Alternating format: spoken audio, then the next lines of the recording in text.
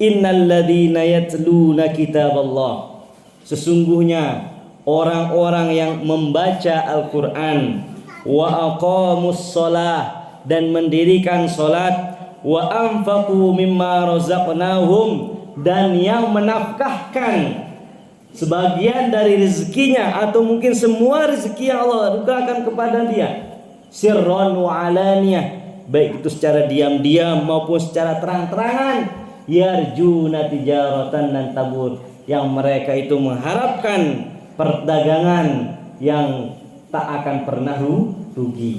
Nah, ini sebagai modal bagi kita. Jadi para jamaah kaum muslimin muslimat rahimani wa rahimakumullah, kita di dunia ini ya, termasuk mungkin bapak-bapak, ibu-ibu ya, dengan berbagai macam profesi, ada yang mungkin berdagang, ada yang mungkin petani, tapi hakikatnya bertani itu kan ingin mencari untung. Kita berdagang cari untung, kita bertani juga agenara upah ta, agenara untung ta, agenara isi ta, lebih dari itu. Kemudian apapun yang kita kerjakan juga agar kita mencari untung. Ini kehidupan di dunia. Maka Allah mengajarkan kita ada perdagangan yang tidak akan pernah rugi. Perdagangan kita bersama Allah. Kita berjual beli dengan Allah. Ini adalah jual beli yang tidak akan pernah rugi. Mungkin kalau kita berdagang arak doang rugi ente. Kita bertani ada saja kita punya rugi. Nini ya seda taletano. Atau mungkin kita marabasan te ngarat sempi. Nini yang muda sempi no. Rugi jarina. Tapi ini ada perdagangan yang tidak akan pernah rugi. Bagaimanapun situasi kondisinya tidak akan pernah rugi. Kita berdagang, kita berbisnis dengan Allah Subhanahu wa ta'ala. Dan tentu kalau kita lakukan ini juga bagian dari cara kita untuk mendekatkan kecintaan kita kepada Allah dan Rasulnya Sallallahu Alaihi Wasallam. Nah, yang pertama adalah yatluna kitaballah. Ya. Orang yang tidak pernah rugi adalah orang yang selalu yatluna kitaballah, yang selalu membaca Al-Quran. Para jamaah kaum muslimin muslimat rahimani wa rahimakumullah, mungkin banyak di antara kita saya mungkin dek tebu ngapalang Quran 30 juz. Mungkin saya nebu si baca Al-Quran 30 juz. Mana-mana apa sih bacaan, mana-mana apa sih apal. Apal sih dah qul huwallahu ahad. Apal sih dah?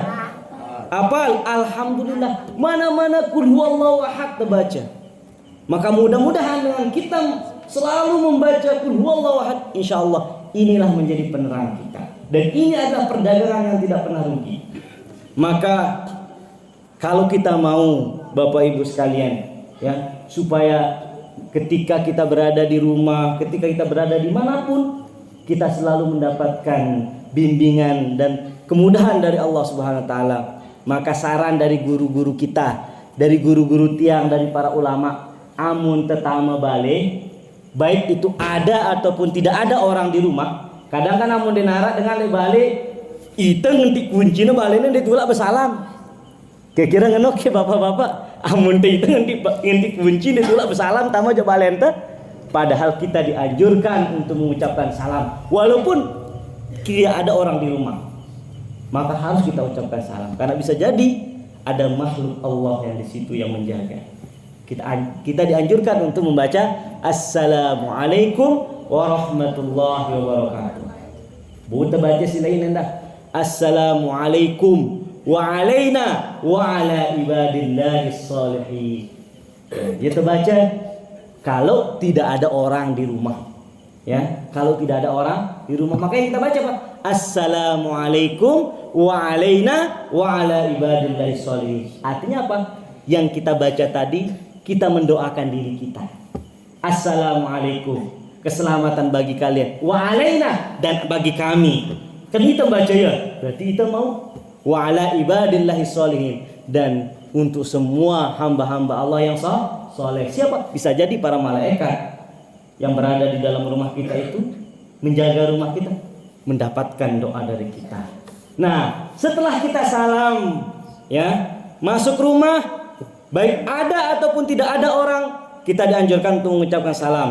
Setelah itu kita dianjurkan untuk membaca Qul huwallahu ahad. Anjuran itu membaca suratul Ikhlas. Nah, Bismillahirrahmanirrahim. Qul huwallahu ahad, Allahus samad, lam yalid wa lam yulad wa lam yakul lahu kufuwan ahad. Ya terbaca amun tetama balik. Kalau kita masuk rumah, kita baca ucapan salam, kemudian baca suratul Ikhlas. Setelah kita baca suratul Ikhlas, lanjutan isi salawat.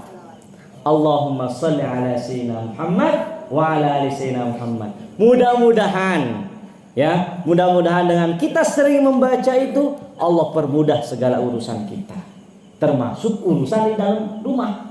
Nini itenda kan dalam balik keluarga, papu nina barang papu mama besual kan, nini yang dah kan, atau mungkin berbeda pendapat, cekcok dan seterusnya. Tapi mudah-mudahan dengan kita membaca ini, mudah-mudahan ya, dengan berkat Al-Quran yang kita baca, dengan berkat salawat yang kita baca, Allah hadirkan rahmatnya di dalam hati kita. Allah hadirkan rahmatnya, kasih sayangnya di dalam hati kita, dalam hati pasangan kita, termasuk di dalam hati anak keturunan kita yang ada di dalam rumah itu. Maka itulah kita dianjurkan untuk membacanya. Dan ini adalah perdagangan yang tidak pernah rugi. Kemudian yang kedua, wa aqamus shalah, mendirikan salat. Ini kan tadi perdagangan yang tidak pernah rugi itu yang pertama membaca Al-Qur'an. Kemudian yang kedua adalah orang yang mendirikan salat, baik itu salat 5 waktu maupun salat sunnah. Ya, tentu salat sunnah ini adalah bagian untuk menambah yang kurang-kurang di dalam salat wajib. Kemudian yang ketiga, yang menjadi perdagangan yang tidak akan pernah rugi adalah orang-orang yang menafkahkan rizkinya di jalan Allah Subhanahu wa taala, baik itu secara sembunyi-sembunyi maupun terang-terangan. Salah satunya adalah bapak ibu menyekolahkan, memberikan biaya kepada anak-anak kita, cucu kita, atau mungkin keluarga kita untuk mereka sekolah. Itu juga bagian dari wa anfaqu mimma razaqnakum.